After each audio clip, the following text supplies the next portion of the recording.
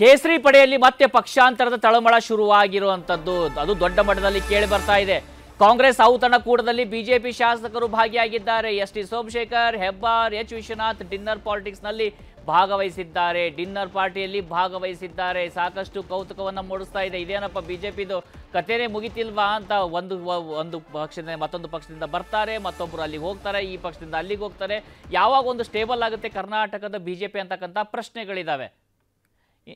ಇನ್ನು ಕಾಂಗ್ರೆಸ್ ಸಭೆಗೆ ಹೋಗಿದ್ದವರ ಬಗ್ಗೆ ಸೋಮಶೇಖರ್, ಎಚ್. ವಿಶ್ವನಾಥ್ ಏನ್ ಹೇಳಿದ್ದಾರೆ ಈ ಬಗ್ಗೆ ಕೂಡ ಗಮನಿಸಬೇಕಾಗುತ್ತೆ. ವಿಪಕ್ಷ ನಾಯಕರಾದಂತ ಆರ್ ಅಶೋಕ್ ಏನ್ ಹೇಳಿದ್ದಾರೆ ಅದನ್ನು ಕೂಡ ನೋಡೋಣಂತೆ.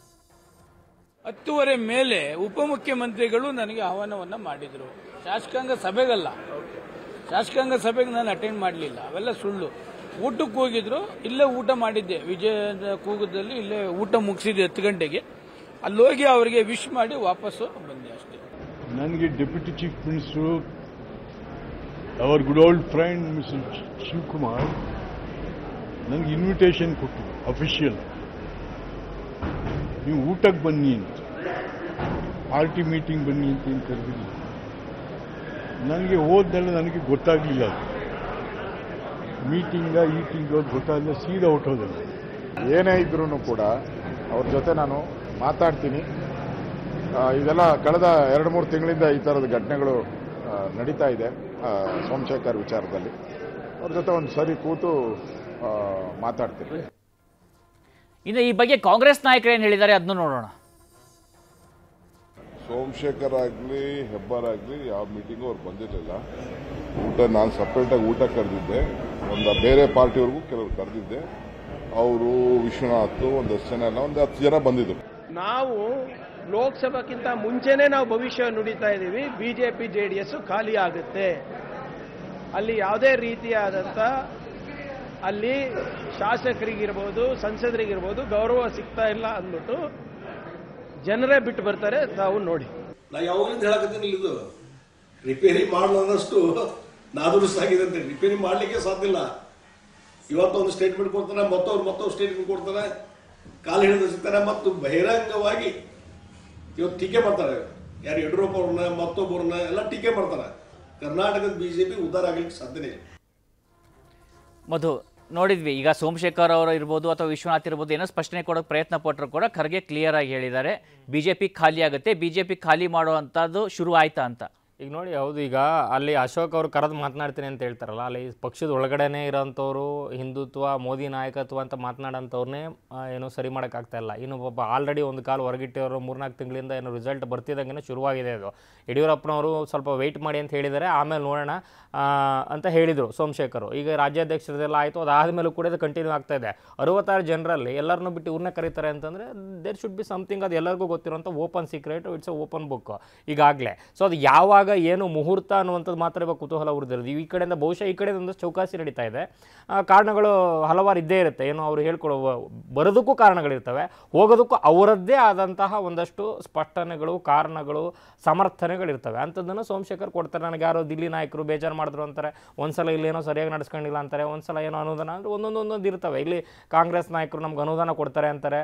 ಸೊ ಅವ್ರದ್ದೇ ಆದಂಥ ಸಮರ್ಥನೆಗಳು. ಆದರೆ ಒಂದು ಕಾಲಂತೂ ಬಹುತೇಕ ಹೊರಗಿಟ್ಟಿದ್ದಂಥ, ಹೌದು, ಈಗ ನೆನ್ನೆ ಎಲ್ಲ ಊಟಕ್ಕೆಲ್ಲ ಹೋಗಿ ಬಂದಿದ್ದಾರೆ, ಬಹುಶಃ 2 ಕಾಲು ಜಂಪ್ ಮಾಡಿದ್ದಾರೆ ಅನ್ಸುತ್ತೆ, ಏನು ಬಹುಶಃ ಲ್ಯಾಂಡ್ ಆಗಬೇಕಷ್ಟೇ, ಅಷ್ಟು ಮಾತ್ರ ಗ್ಯಾಪ್ ಇದೆ. ಆ ಗ್ಯಾಪಲ್ಲಿ ಬಿಜೆಪಿ ಏನು ಕನ್ಸೋಲ್ ಮಾಡುತ್ತೆ, ಏನು ಸ್ಪೆಸಿಫೈ ಮಾಡುತ್ತೆ ಅನ್ನೋಂಥದ್ದು ಕುತೂಹಲ. ಬಹುಶಃ ಅದು ಅಶೋಕ್ ಅವ್ರಿಗೆ ಸಾಧ್ಯ ಆಗುತ್ತಾ, ಯಡಿಯೂರಪ್ಪನವ್ರಿಗೆ ಸಾಧ್ಯ ಆಗುತ್ತಾ, ಅಥವಾ ಇವ್ರ ತಾನೇ ಕರ್ಕೊಂಡ್ಬಂದಿರೋರು ಇವರೇ ಅನುಭವಿಸ್ತೆ ಅಂತ ಏನಾದರೂ ಯಾರೂ ತಲೆ ಕೆಡಿಸ್ಕೊಂತ ಇಲ್ವಾ, ಮುಂದೆ ನೋಡ್ಬೇಕು ಕೂಡಿ. ಖಂಡಿತ. ಏನು ಪಟೇಲ್ರೆ, ಊಟ ಅಷ್ಟು ರುಚಿಯಾಗಿತ್ತಾ? ಇದು ಹಸಿವಿನ ಊಟನ ಅಥವಾ ಶಕ್ತಿಯ ಊಟನ ಅಥವಾ ಒಂದು ಪವರ್ ಸಂಬಂಧಪಟ್ಟಂಥ ಊಟನ? ರಾಘವೇಂದ್ರ ಕುಡಿ, ಶಿವರಾಮ್ ಹೆಬ್ಬಾರ್ ಮತ್ತು ಎಸ್.ಟಿ. ಸೋಮಶೇಖರ್ ವಿಚಾರದಲ್ಲಿ ಯಾವುದೇ ರೀತಿಯ ಸಂಧಾನವನ್ನು ಮಾಡಬೇಡಿ ಮತ್ತು ಸಮಾಧಾನವನ್ನು ಮಾಡಬೇಡಿ ಅಂತೇಳಿ ಈಗ ಹೈಕಮಾಂಡ್ ಅವರಿಗೆ ಸೂಚನೆ ಕೊಟ್ಟರು ಅಂತ. ಯಾಕಂತ ಹೇಳಿದ್ರೆ ಇಬ್ಬರು ಕೂಡ ಕಾಂಗ್ರೆಸ್ ಸಂಪರ್ಕದಲ್ಲಿರ್ತಕ್ಕಂಥದ್ದು, ಅವರು ಯಾವಾಗ ಬೇಕಾದರೂ ಕಾಂಗ್ರೆಸ್ಗೆ ಹೋಗ್ಬೋದು ಅನ್ನೋ ಕಾರಣಕ್ಕಾಗಿ ಹೈಕಮಾಂಡ್ ಕೂಡ ಈ ಸ್ಪಷ್ಟವಾದ ಸೂಚನೆಯನ್ನು ಮತ್ತು ನಿರ್ದೇಶನವನ್ನು ಕೊಟ್ಟಿರುವಂಥದ್ದು. ಇದು ಒಂದು ಭಾಗ.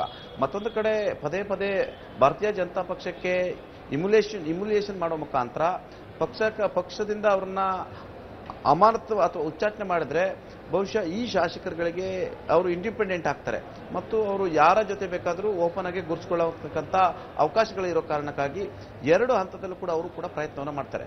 ಒಂದು ಕಡೆ ಲೋಕಸಭೆ ಚುನಾವಣೆ ಇರ್ತಕ್ಕಂಥದ್ದು, ಲೋಕಸಭೆ ಚುನಾವಣೆಗೂ ಮುನ್ನ ಆಪರೇಷನ್ ಹಸ್ತ ಮಾಡಬೇಕನ್ನೋದು ಡಿ ಕೆ ಶಿವಕುಮಾರ್ ಲೆಕ್ಕಾಚಾರ. ಆದರೆ ಈ ಪಂಚರಾಜ್ಯಗಳ ಚುನಾವಣೆ ಈ ನಾಯಕರುಗಳಿಗೆ ಎಲ್ಲೊಂದು ಕಡೆ ಅವರಿಗೆ ಅಧೈರ್ಯವನ್ನು ಉಂಟು ಮಾಡಿರುವಂಥದ್ದು. ಹಾಗಾಗಿ ನಾಯಕರುಗಳು ಎಲ್ಲೊಂದು ಕಡೆ ಪಕ್ಷ ವಿರೋಧಿ ಚಟುವಟಿಕೆಯನ್ನ ಅಂದ್ರೆ ಪರೋಕ್ಷವಾಗಿ ಕಾಂಗ್ರೆಸ್ಗೆ ಅನುಕೂಲ ಮಾಡಿಕೊಳ್ಳುವುದು ಅದು ಖಚಿತ ಆಗಿರ್ತಕ್ಕಂಥದ್ದು. ನಿನ್ನೆ ಎಸ್ ಟಿ ಸೋಮಶೇಖರ್ ಅವರು ವಿಜೇಂದ್ರ ಅವರು ಕರೆದಂತ ಡಿನ್ನರ್ಗೂ ಕೂಡ ಭಾಗಿಯಾಗಿದ್ದಾರೆ. ನಂತರ ಆ ಡಿನ್ನರ್ ನಂತರ ರಾತ್ರಿ 11:30 ಕಾಂಗ್ರೆಸ್ನ ಶಾಸಕಾಂಗ ಪಕ್ಷದ ಸಭೆಯ ಬಳಿಕ ಅಂದ್ರೆ ಸಭೆ 9:30 ತನಕ ಸಭೆ ನಡೀತೆ. ನಂತರ ನಡೆದಂತ ಡಿನ್ನರ್ ಪಾರ್ಟಿಯಲ್ಲಿ ಸ್ವತಃ ಎಸ್ ಟಿ ಸೋಮಶೇಖರ್ ಹೋಗ್ತಾರೆ, ಎಚ್ ವಿಶ್ವನಾಥ್ ಅವರು ಹೋಗ್ತಾರೆ ಮತ್ತು ಶಿವರಾಮ್ ಹೆಬ್ಬಾರ್ ಕೂಡ ಹೋಗುವಂಥದ್ದು. ಆ ಮುಖಾಂತರ ಒಂದು ಕಡೆ ಬಿಜೆಪಿಗೆ ಇರಿಟೇಟ್ ಮಾಡುವಂಥದ್ದು, ಮತ್ತೊಂದು ಕಡೆ ನಾವು ಕಾಂಗ್ರೆಸ್ ಜೊತೆ ಇದೀವಿ ಅನ್ನುವುದು ಒಟ್ಟಾರೆ ಬಿಜೆಪಿ ಪಕ್ಷವನ್ನ ಕನ್ಫ್ಯೂಸ್ ಮಾಡ್ತಿರ್ತಕ್ಕಂಥದ್ದು. ಸದ್ಯ ಇವರನ್ನ ಯಡಿಯೂರಪ್ಪನ ಸದ್ಯ ಇವರನ್ನು ಕರೆದು ಸಮಾಧಾನ ಮಾಡಿರುವಂಥದ್ದು. ನನ್ನ ಮಗ ರಾಜ್ಯಾಧ್ಯಕ್ಷ ಆಗಿದ್ದಾನೆ, ಎಲ್ಲವೂ ಸರಿ ಹೋಗುತ್ತೆ ಅನ್ನೋ ಒಂದು ಸಮಾಧಾನವನ್ನು ಮಾಡಿರುವಂಥದ್ದು. ಆದರೆ ಇವರ ಬಗ್ಗೆ ಹೈಕಮಾಂಡ್ ಯಾವುದೇ ರೀತಿಯ ತಲೆ ಕೆಡಿಸ್ಕೊಂಡಿಲ್ಲ ಮತ್ತು ಇವರ ವಿಚಾರದಲ್ಲಿ ಏನು ನಿರ್ಲಕ್ಷ್ಯ ಮಾಡಿ ಅಂತೇಳಿ ಸೂಚನೆಯನ್ನು ಕೂಡ ಕೊಟ್ಟಿರುವಂಥದ್ದು. ಹಾಗಾಗಿ ಈ ಮಾಹಿತಿ ಎಸ್ ಟಿ ಸೋಮಶೇಖರ್ ಕೂಡ ಗೊತ್ತಿರುವಂಥದ್ದು, ಹಾಗಾಗಿ ಶಿವರಾಮ್ ಹೆಬ್ಬಾರ್ ಕೂಡ ಗೊತ್ತಿರುವಂಥದ್ದು. ಇದೇ ಕಾರಣಕ್ಕಾಗಿ ಪಕ್ಷದ ಜೊತೆ ಇದ್ದಂಗೂ ಇರ್ತಾರೆ, ಜೊತೆಗೆ ಕಾಂಗ್ರೆಸ್ ಪಕ್ಷದ ನಾಯಕರುಗಳ ಜೊತೆನೂ ಕೂಡ ಇರ್ತಾರೆ. ಆ ಮುಖಾಂತರ ಎಲ್ಲ ಒಂದ್ ಕಡೆ ನಾವು ಕಾಂಗ್ರೆಸ್ಗೆ ಯಾವಾಗ ಬೇಕಾದ್ರೂ ಹೋಗ್ಬೋದು ಎಂಬ ಸಂದೇಶ. ಇದರ ನಡುವೆ ಪಕ್ಷದ ಆಂತರಿಕ ಕಿತ್ತಾಟಗಳ ನಡುವೆ ಶಾಸಕರು ಬಹಿರಂಗವಾಗಿ ಕಾಂಗ್ರೆಸ್ನ ನಾಯಕರ ಮತ್ತು ಶಾಸಕರ ಒಂದು ಪಾರ್ಟಿಯಲ್ಲಿ ಗುರುತಿಸ್ಕೊಳ್ತಿದ್ದಾರೆ ಅಂತ ಹೇಳಿದ್ರೆ ಅದು ಕಾಂಗ್ರೆಸ್ ಪಕ್ಷ ಕೂಡ ಚುನಾವಣೆ ಹೊತ್ತಲ್ಲಿ ನಮಗೆ ಭಾರತೀಯ ಜನತಾ ಪಕ್ಷದ ಶಾಸಕಗಳೇ ಬೆಂಬಲ ಇದ್ದಾರೆ ಅನ್ನೋ ಸಂದೇಶ ರವಾನೆ ಮಾಡಲಿಕ್ಕೆ ಮತ್ತು ಇವತ್ತು ಡಿ ಕೆ ಶಿವಕುಮಾರ್ ಇದನ್ನು ಎನ್ಕೇಸ್ ಮಾಡಿಕೊಂಡು ಒಂದು ಹೆಜ್ಜೆ ಮುಂದೋದ್ರು.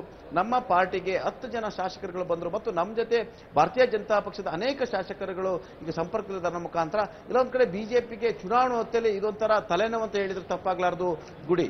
ಖಂಡಿತವಾಗಿ ಈಗ ಸಕ್ಕರೆ ಇದ್ದ ಕಡೆ ಇರುವೆ ಹೋಗ್ತಾವಂತಾರಲ್ಲ, ಹಾಗೆ ಅಧಿಕಾರ ಇದ್ದ ಕಡೆ ಈ ರಾಜಕಾರಣಿಗಳು ಹೋಗುವಂಥದ್ದು. ಇಲ್ಲಿ ಈಗ ಅಧಿಕಾರ ಇದ್ದ ಕಡೆ ರಾಜಕಾರಣಿಗಳು ಹೋಗ್ತಿದ್ದಾರೆ, ಆದರೆ ಇಂಥ ಒಂದು ಪರಿಸ್ಥಿತಿ ನಿರ್ಮಾಣಕ್ಕೆ ದೊಡ್ಡ ಮಟ್ಟದ ಒಂದು ಪಾಲುದಾರ ಬಿಜೆಪಿ ಕೂಡ ಅನ್ಸುತ್ತಲ್ವಾ? ಇದು ಸಹಜವಾಗಿ, ಯಾಕಂದ್ರೆ ಈಗ ನೋಡಿ ಇವರು ಯಾವುದೇ ಒಂದು ಪಕ್ಷಕ್ಕೆ ಈಗ ಕಾಂಗ್ರೆಸ್ ಅಲ್ಲಿ ಇದ್ದಾಗ ಅವ್ರದ್ದೇ ಆದಂತ ಒಂದು ಸೈದ್ಧಾಂತಿಕ ಕ್ಲಾರಿಟಿ ಇರುತ್ತೆ. ಇಲ್ಲಿ ಬಂದಿದ್ದಾರೆ ಅಂತಂದ್ರೆ ಒಪ್ಕೊಂಡು ಬಂದಿದ್ದಾರೆ ಅಂತ ಅವ್ರು ಏನೋ ಅವತ್ತು ಜಸ್ಟಿಫಿಕೇಶನ್ ಕೊಟ್ಟಿರ್ಬೋದು, ಆದರೆ ಮೂಲತಃ ಅವರು ಅದೇ ಪಾರ್ಟಿಯಲ್ಲಿ ಸಂಘಟನೆ ಮಾಡಿದವರ ಅಥವಾ ಸೈದ್ಧಾಂತಿಕವಾಗಿ ಕ್ಲಾರಿಟಿಗಳಿದ್ವ, ಸಹಯೋಗ ಇತ್ತ, ಸಹಕಾರ ಇತ್ತ ಇಂತೆಲ್ಲ ಕೇಳಿದ್ರೆ ಕಾಂಟ್ರಿಬ್ಯೂಷನ್ ಬೇರೆ. ಆ ಕ್ಷಣದ ಒಂದು ಅನಿವಾರ್ಯತೆ, ಪರಸ್ಪರ ಅನಿವಾರ್ಯತೆಗಳಿಗೆ ಏನು ಬೇಡಿಕೆಗಳಿಗೆ ಆದಂಥ ಪೂರೈಕೆ ಅದು. ಆದರೆ ಅದೇ ಸಸ್ಟೇನ್ ಆಗತ್ತೆ ಅಂತ ಅನ್ಕೊಳ್ಳೋವಂಥ ಏನು ಮೂರ್ಖತರ ಖಂಡಿತ ಬಿಜೆಪಿ ಪಕ್ಷದಲ್ಲೂ ಇರಲಿಕ್ಕಿಲ್ಲ.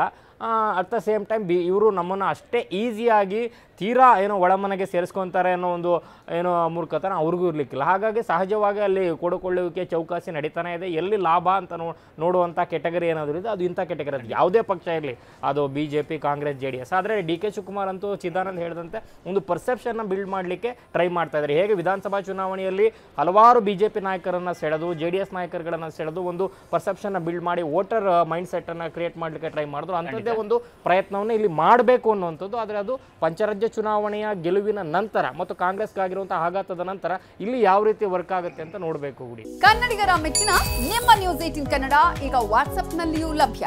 ಕರ್ನಾಟಕ ಮತ್ತು ದೇಶ ವಿದೇಶದ 360 ಡಿಗ್ರಿ ಸುದ್ದಿ ವಿವರವನ್ನ ನೀವು ನಿಮ್ಮ ಕೈ ಬೆರಳುಗಳಲ್ಲಿಯೇ ಪಡೆಯೋದಿಕ್ಕೆ ಈ QR ಕೋಡ್ ಅನ್ನು ಸ್ಕ್ಯಾನ್ ಮಾಡಿ.